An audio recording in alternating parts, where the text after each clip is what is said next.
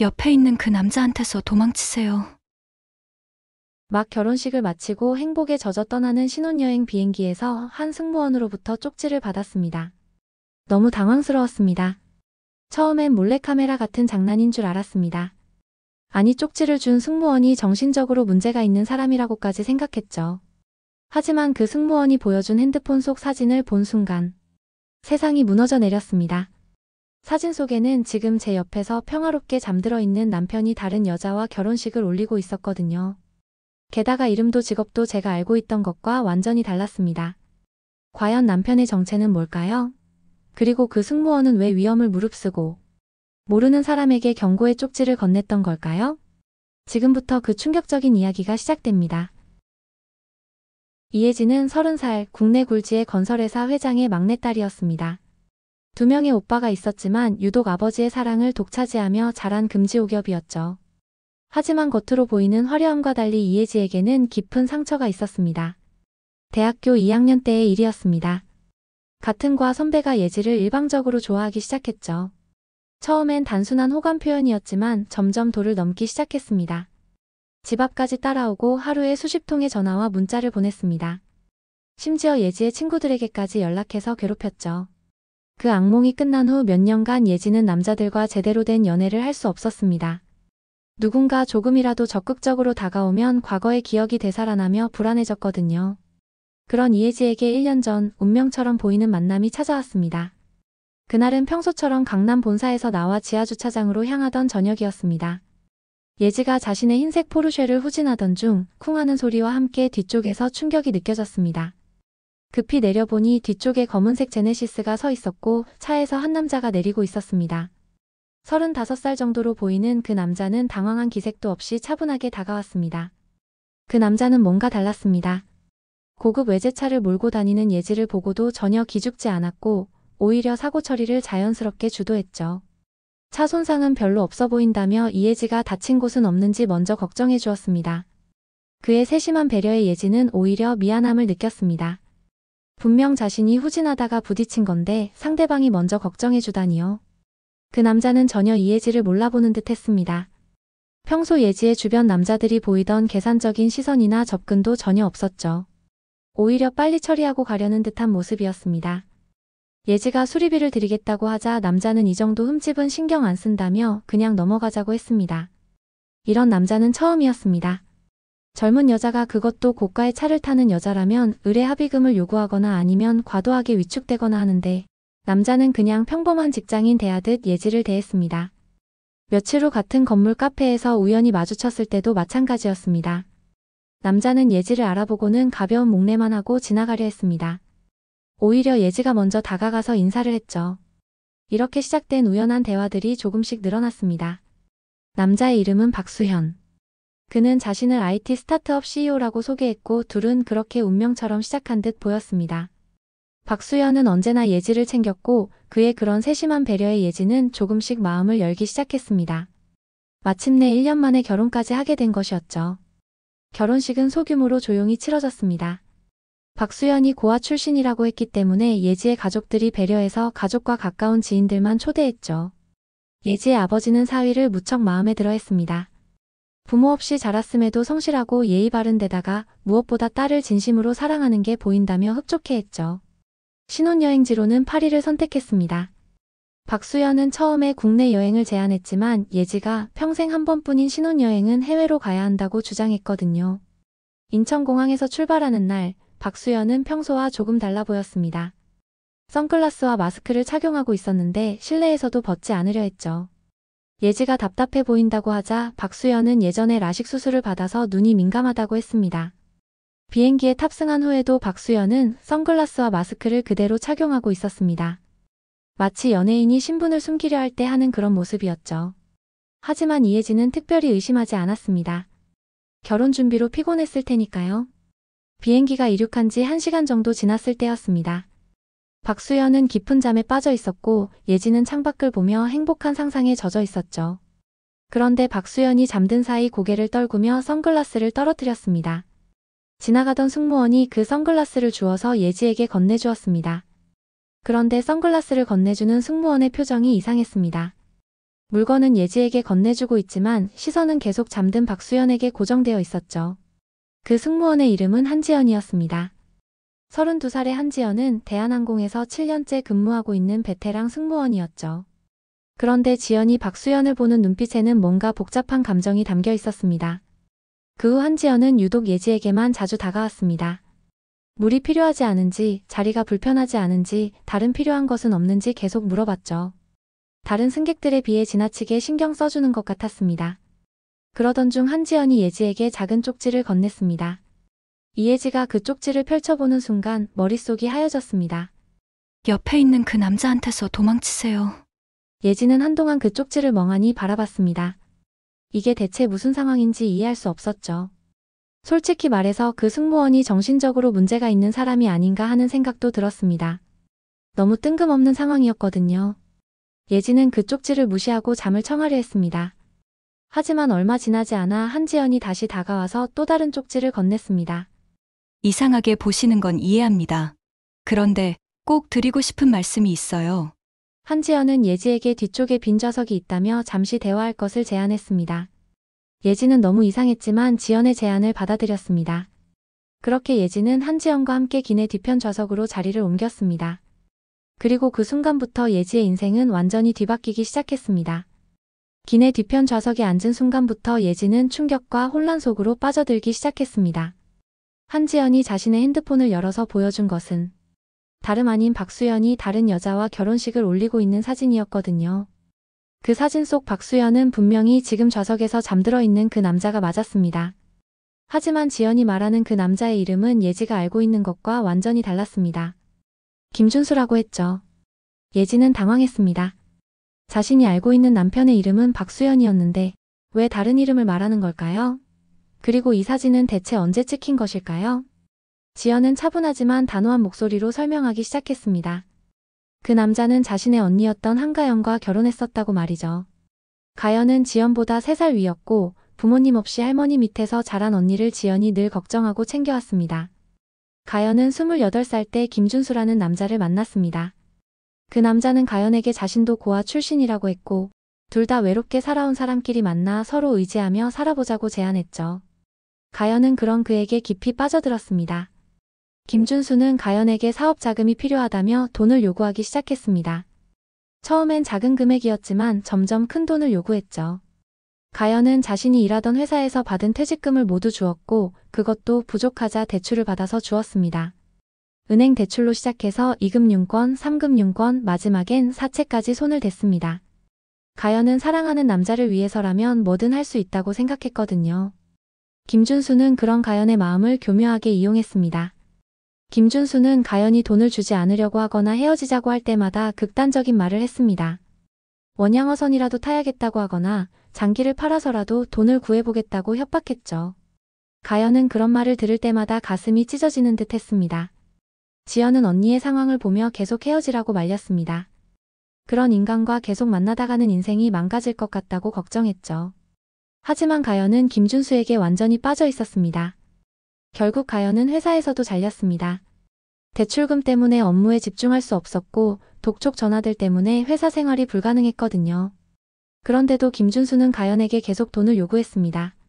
조금만 더 기다려줘. 이번에 사업이 잘 되면 우리 결혼도 제대로 할 수 있어.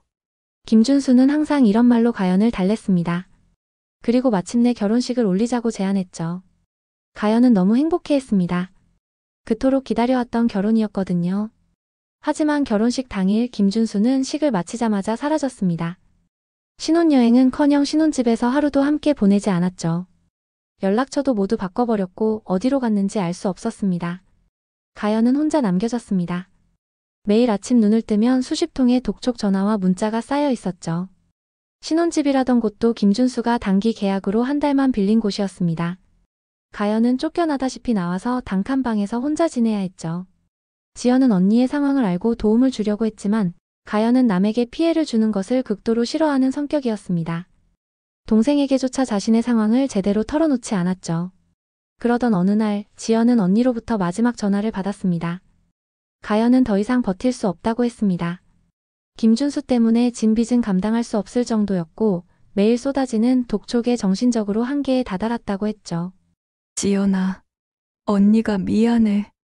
언니는 너무 바보였어. 그것이 가연이 지연에게 한 마지막 말이었습니다. 며칠 후 가연은 자신의 작은 방에서 세상을 떠났습니다. 김준수가 남기고 간 빚더미와 절망감을 견디지 못했던 것이죠. 지연은 언니의 죽음 이후 김준수를 찾기 위해 온갖 노력을 다했습니다. 하지만 그는 완전히 자취를 감춰버렸죠. 그런데 오늘 이 비행기에서 그 남자를 다시 보게 된 것입니다. 다른 이름으로 다른 여자와 함께 말이죠. 예지는 지연의 이야기를 들으며 온몸이 차갑게 식어가는 것을 느꼈습니다. 지연이 보여준 것은 한가연의 이야기만이 아니었습니다. 김준수, 아니 박수연의 다른 피해자들에 대한 정보들도 함께 있었죠. 지연은 언니의 죽음 이후 그 남자를 찾기 위해 1년 넘게 노력했다고 했습니다. 그 과정에서 놀라운 사실들을 알게 되었죠. 박수연은 단순히 2번의 사기 결혼을 한 것이 아니었습니다. 그는 수년간 여러 여자들을 상대로 같은 수법을 반복해온 전문 사기꾼이었거든요. 지연이 찾아낸 첫 번째 피해자는 박철민이라는 이름으로 만났던 여자였습니다. 그녀는 서울 강남에서 작은 카페를 운영하는 사장이었죠. 박수연은 그녀에게 접근할 때도 똑같은 수법을 사용했습니다. 우연한 만남을 가장한 접근, 고아 출신이라는 신분, 그리고 사업 자금 명목의 금전 요구. 그 카페 사장은 박수연에게 속아서 가게를 담보로 대출을 받아 돈을 줬습니다. 하지만 박수연은 약속했던 결혼식 한 달 전에 홀연히 사라졌죠. 그녀는 결국 카페를 잃고 큰 빚을 지게 되었습니다. 두 번째 피해자는 이성민이라는 이름으로 만났던 대학병원 간호사였습니다. 그녀 역시 비슷한 피해를 당했죠. 박수연은 그녀에게 의료 관련 사업을 하고 싶다며 투자금을 요구했습니다. 간호사는 자신의 전세금과 적금을 모두 털어서 그에게 줬지만 역시 결혼식 직전에 연락이 끊어졌습니다. 세 번째가 바로 한가연이었습니다. 그리고 지금 네 번째 타깃이 예지였던 것이죠. 지연은 박수연의 수법이 매우 체계적이고 치밀하다고 설명했습니다. 그는 먼저 타깃을 정하고 충분히 관찰한 후 접근했습니다. 주로 경제적으로 여유가 있으면서도 감정적으로 외로운 여자들을 노렸죠. 예지가 자신의 가족 배경을 간단히 설명하자 지연의 얼굴이 더욱 심각해졌습니다. 재벌가 딸이라는 것을 알게 된 지연은 박수연의 진짜 목적을 더 명확히 파악할 수 있었죠. 박수연은 예지의 스토킹 트라우마까지 파악하고 있었습니다. 그래서 다른 남자들과 달리 조심스럽게 접근했던 것이죠. 심지어 그 접촉 사고마저도 우연이 아니었을 가능성이 높았습니다. 박수연은 예지의 출근 시간과 주차 패턴을 미리 파악하고 있었을 것입니다. 지연이 보여준 자료들 중에는 박수연이 사용했던 다양한 신분증 사본들도 있었습니다. 김준수, 박철민, 이성민, 그리고 박수현. 모두 가짜 신분이었지만 서류상으로는 완벽했습니다. 그만큼 전문적으로 사기를 쳐왔다는 뜻이었죠. 더 충격적인 것은 박수연이 IT 스타트업 CEO라고 했던 것도 거짓말이었다는 사실입니다. 그가 예지에게 보여줬던 사무실도 단기 임대한 곳이었고 직원들도 아르바이트로 고용한 사람들이었습니다. 심지어 명함에 적힌 회사도 실제로는 존재하지 않았죠. 박수연은 각 피해자들로부터 받은 돈으로 다음 타깃에게 접근할 때 사용할 도구들을 마련했습니다. 고급차, 좋은 옷, 그럴듯한 사무실 같은 것들 말이죠. 그리고 한 사람을 완전히 털어낸 후에는 다음 타깃으로 넘어갔습니다. 지연은 박수연의 일반적인 수법에 대해 경고했습니다. 그는 항상 경제적으로 여유가 있는 여성들을 노리고 결혼 후에는 그 여성과 그 가족의 재산까지 노린다고 했죠. 그 남자는 당신을 사랑해서 결혼한 게 아니에요. 당신은 그냥 그 남자에게 돈을 가져다 줄 수 있는 수단일 뿐이에요. 그리고 결혼은 시작일 뿐이에요. 더 큰 목표가 따로 있을 거예요. 지연의 말은 예지의 가슴에 비수처럼 꽂혔습니다. 지금까지 자신이 느꼈던 모든 행복과 사랑이 거짓이었다는 현실을 받아들이기 어려웠죠. 하지만 더 끔찍한 것은 박수연이 예지를 완전히 이용한 후에는 한가연처럼 버릴 것이라는 사실이었습니다. 그리고 그 과정에서 예지의 가족까지 피해를 볼 수 있었죠. 예지는 마침내 자신이 얼마나 위험한 상황에 놓여 있는지 깨달았습니다. 그리고 동시에 한가연의 죽음에 대한 분노도 솟아올랐죠. 박수연은 단순한 사기꾼이 아니었습니다. 그는 사람의 생명까지 앗아간 살인자나 다름없었습니다. 예지는 지연의 이야기를 들으며 머릿속이 복잡해졌습니다. 분노와 절망 그리고 배신감이 동시에 밀려왔죠. 하지만 그 감정들 사이에서 예지는 중요한 결정을 내렸습니다. 지연의 이야기가 사실이라면 피해자로 남아있을 수는 없다는 것이었죠. 내가 직접 확인해야겠어. 이 모든 게 사실이라면 박수연을 반드시 법의 심판대에 세우겠다고 다짐했죠. 지연의 눈에 희망의 빛이 떠올랐습니다. 1년 넘게 혼자서 그 남자를 찾아 헤맸던 지연에게 예진은 소중한 동료가 될 수 있었죠. 이제 무엇보다 중요한 것은 박수연을 속이고 먼저 한국에 돌아가는 것이었습니다. 예진은 재빨리 머릿속으로 계획을 세웠습니다. 박수연이 의심하지 않을 만한 핑계가 필요했죠. 예진은 자리로 돌아가서 자연스럽게 연기를 시작했습니다. 남은 비행시간 동안 박수연과 평범한 대화를 나누며 아무것도 모르는 척했죠. 파리 공항에 도착한 후 예진은 핸드폰을 켜자마자 연기를 시작했습니다. 마치 급한 전화가 온 것처럼 핸드폰을 보며 놀란 표정을 지었죠. 여보, 큰일 났어요. 예진은 떨리는 목소리로 말했습니다. 갑자기 어머니로부터 급한 연락이 왔는데 아버지가 갑자기 쓰러지셨다고 했죠. 지금 병원에 계신데 상태가 좋지 않다고 했습니다. 박수연은 놀란 표정을 지었습니다. 하지만 예진은 그의 눈 깊숙한 곳에서 순간적으로 스쳐 지나간 다른 감정을 놓치지 않았습니다. 실망? 아니면 계산? 그럼 바로 돌아가야겠다고 박수연이 말했지만 예진은 고개를 저었습니다. 어머니가 확인해보니 파리에서 한국으로 바로 가는 항공편이 있었고 자리도 하나 남아있었다고 했죠. 하지만 정말 하나밖에 없어서 자신만 먼저 들어가야 할 것 같다고 했습니다. 미안해요. 나 먼저 돌아가 봐야겠어요. 당신은 좀 더 쉬다가 들어와요. 예진은 최대한 자연스럽게 연기했습니다. 박수연은 잠시 망설이는 듯 했지만 곧 알겠다고 했죠. 장인어른이 편찮으신데 사위가 신혼여행을 즐기고 있을 수는 없다고 했습니다. 하지만 예진은 박수연의 반응에서 이상한 점을 느꼈습니다. 진짜 사위라면 더 적극적으로 함께 가겠다고 했을 텐데 박수연은 오히려 안도하는 것 같았거든요. 공항에서 박수연과 헤어지는 순간 예진은 묘한 해방감을 느꼈습니다. 1년 동안 자신을 속여왔던 그 남자로부터 드디어 떨어져 나온 것이었죠. 이제 진짜 싸움이 시작되는 것이었습니다. 한국행 비행기에서 예진은 지연과 나눈 대화를 되새겼습니다. 지연은 이미 박수연의 다른 피해자들과 연락을 취하고 있었고 증거 자료들도 수집하고 있었죠. 하지만 그 남자를 법적으로 처벌하기 위해서는 더 확실한 증거가 필요했습니다. 예진은 결심했습니다. 자신이 직접 박수연의 정체를 폭로하고 그의 모든 죄를 밝혀내겠다고 말이죠. 더 이상 순진한 피해자가 아니라 복수하는 사냥꾼이 되기로 한 것이었습니다. 인천공항에 도착한 예진은 가족들에게 연락하지 않았습니다. 아직 신혼여행 중인 것으로 알고 있을 가족들에게 갑자기 혼자 돌아왔다고 말하기 어려웠거든요. 예진은 호텔에 투숙했습니다. 그리고 지연과 연락을 취하며 본격적인 계획을 세우기 시작했죠. 예진은 이제 진짜 전쟁을 준비해야 했습니다. 박수연이 한국에 돌아오기 전까지 그를 완전히 궁지로 몰아넣을 수 있는 완벽한 계획이 필요했습니다. 호텔 방에 홀로 앉아있던 예진은 손이 떨리고 있었습니다.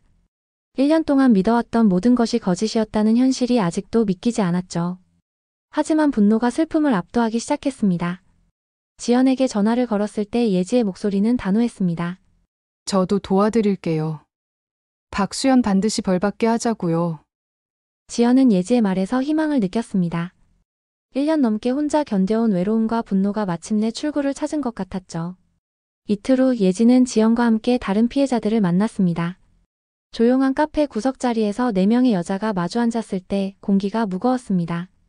민정은 40살 가까이 되어서야 만난 박수연을 진짜 사랑했다고 했습니다. 결혼을 약속하며 카페를 담보로 대출받아준 돈, 그 남자는 결혼식 한 달 전에 흔적도 없이 사라졌다고 했습니다. 민정의 목소리는 여전히 떨렸습니다. 저는 정말 바보였어요.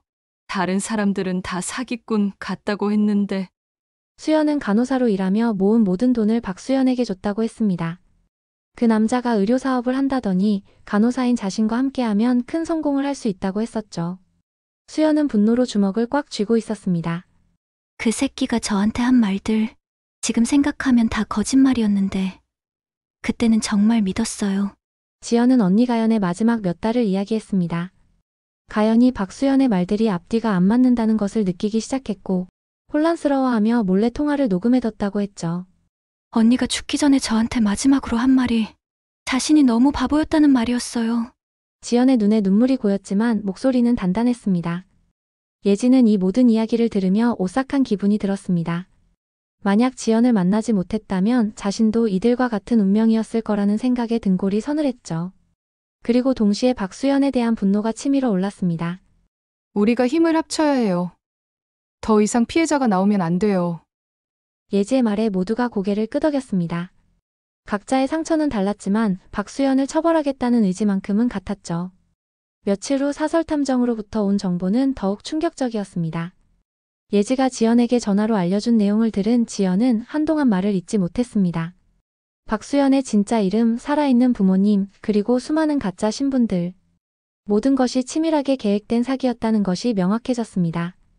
예지는 그 순간 이상한 감정을 느꼈습니다. 배신감보다는 오히려 안도감이었죠.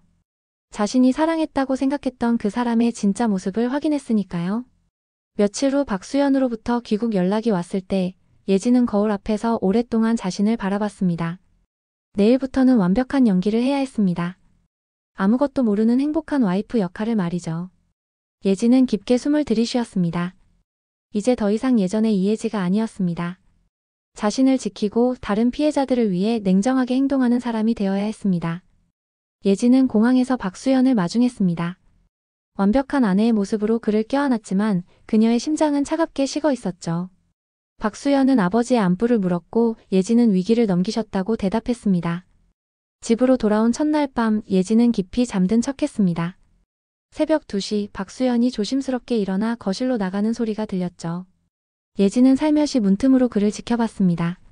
전화 통화 내용은 충격적이었습니다. 박수연은 누군가와 예지 집안의 재산을 빼낼 계획을 논의하고 있었죠. 최소한 50억, 가능하면 회사 지분까지 노리고 있다는 내용이었습니다. 예지의 손이 떨렸지만 침착하게 모든 것을 기억했습니다. 다음 날부터 박수연의 행동은 더욱 대담해졌습니다. 예지가 샤워하는 동안 핸드백을 뒤지고 서재의 서류들을 살펴보는 모습이 숨겨둔 카메라에 고스란히 담겼죠. 심지어 아버지 회사의 재무제표와 공시자료를 몰래 복사하기까지 했습니다. 사설탐정이 가져온 정보는 더욱 충격적이었습니다. 박수연이 강남의 한 오피스텔에 가짜 사무실을 차려놓고 공범과 함께 투자 사기를 준비하고 있다는 증거들이었죠. 저 남자가 공범입니다. 과거에도 여러 번 차기 전과가 있는 인물이고요. 둘이 만날 때 나눈 대화도 일부 녹음했습니다. 녹음된 대화에서는 예지를 큰 물고기라고 부르며 어떻게 접근할지 치밀하게 계획하는 내용이 담겨 있었습니다. 일주일 후 박수연은 마침내 본격적인 제안을 꺼냈습니다. 블록체인 금융 플랫폼이라는 그럴듯한 사업 계획을 들고 와서는 50억의 투자금을 요구했죠. 해외 투자자들도 관심을 보이고 있다며 1년 안에 3배의 수익을 보장한다고 장담했습니다. 예지는 고민하는 척하다가 고개를 끄덕였습니다. 알았어. 아버지께 말씀드려 볼게. 근데 정식으로 프레젠테이션 준비해야 할 거야. 아버지가 꼼꼼하시거든. 박수연의 눈이 탐욕으로 반짝였습니다. 이틀 후 예지는 박수연을 강남의 한 호텔로 데려갔습니다. 아버지와 임원들이 기다리고 있다고 했죠. 박수연은 완벽하게 준비한 서류 가방을 들고 자신만만하게 회의실로 들어섰습니다. 하지만 그곳에서 그를 기다리고 있던 것은 형사들이었습니다. 최민석 씨죠. 당신을 사기 및 사문서 위조, 컴퓨터 등 사용 사기, 본인 빙자 가늠 등의 혐의로 체포합니다. 박수연의 본명인 최민석을 부르며 체포영장을 제시했죠. 박수연은 이예지를 돌아봤습니다. 절망과 분노가 뒤섞인 표정이었죠. 너 다 알고 있었어? 예지는 차갑게 그를 바라봤습니다. 처음부터 다 알고 있었어. 당신이 누구인지, 무슨 짓을 해왔는지. 그때 회의실 문이 열리며 지연, 민정, 수연이 들어왔습니다. 그제야 박수연은 모든 것을 깨달았죠. 자신이 완벽하게 역으로 당했다는 것을요. 시간이 지나 몇 달 후 박수연의 재판이 있는 날, 법정은 무거운 침묵에 휩싸여 있었습니다. 검사가 최민석의 죄상을 하나하나 열거할 때마다 방청석의 피해자들은 고통스러운 기억을 되새겨야 했죠. 조직적인 결혼 사기, 피해자들의 심리적 약점을 악용한 접근법, 그리고 한가연의 죽음으로 이어진 비극적 결말. 검사는 이것이 단순한 사기를 넘어선 살인과 다름없는 행위라고 강조했습니다. 최민석은 끝까지 혐의를 부인했지만 증거는 압도적이었습니다. 가짜 신분증들, 위조된 사업 서류들, 피해자들의 생생한 증언, 그리고 예지가 확보한 녹음 파일과 영상들까지. 판사의 선고가 떨어졌습니다. 피고인 최민석에게 징역 15년을 선고한다. 징역 15년. 그리고 피해자들에 대한 거액의 손해배상. 무거운 형량이었지만 피해자들이 겪은 고통에 비하면 결코 충분하지 않았죠. 재판이 끝난 후 4명의 여자들은 한가연의 납골당을 찾았습니다. 봄비가 내리는 조용한 오후였죠. 지연은 언니의 영정 앞에서 오랫동안 말을 잇지 못했습니다. 눈물만이 조용히 흘러내렸죠. 민정과 수연도 각자의 상처를 안고 그곳에 서 있었습니다. 그들이 잃은 것은 단순히 돈이 아니었습니다. 사랑에 대한 믿음, 사람에 대한 신뢰, 그리고 순수했던 마음이었죠. 석 달 후 예진은 지연으로부터 연락을 받았습니다. 대한항공을 그만두고 피해자 지원센터에서 일하게 되었다는 소식이었죠. 자신과 같은 아픔을 겪는 사람들을 돕고 싶다고 했습니다. 예지도 변화를 선택했습니다. 아버지의 지원을 받아 사기 피해자들을 위한 법률 지원 재단을 설립하기로 한 것이죠. 더 이상 같은 비극이 반복되지 않기를 바라는 마음에서였습니다. 카페에서 만난 두 사람은 오랜만에 편안한 미소를 지었습니다. 상처는 여전히 아팠지만 그 아픔이 다른 누군가를 구할 수 있는 힘이 될 수 있다는 것을 알게 되었으니까요. 감사해요, 지연 씨. 그때 용기 내서 쪽지를 건네줘서 정말 고마워요. 저도 감사해요. 혼자였다면 아무것도 할 수 없었을 거예요. 두 여자는 서로를 바라보며 미소 지었습니다. 예지는 창밖을 바라보며 1년 전 그날을 떠올렸습니다. 비행기 안에서 받은 작은 쪽지 하나가 그녀의 인생을 구했죠. 때로는 누군가의 용기 있는 경고가 위험을 무릅쓴 선의가 한 사람의 삶을 완전히 바꿀 수 있다는 것을 배웠습니다. 악몽 같았던 시간은 끝났습니다. 이제 그들 앞에는 새로운 시작이 기다리고 있었죠. 상처를 딛고 일어선 그들은 더 이상 피해자가 아니었습니다. 누군가를 구할 수 있는 생존자가 된 것이었습니다. 오늘의 이야기 어떠셨나요? 정말 궁금해요. 여러분의 생각을 댓글로 나눠주세요. 오늘도 함께 해주셔서 진심으로 감사합니다.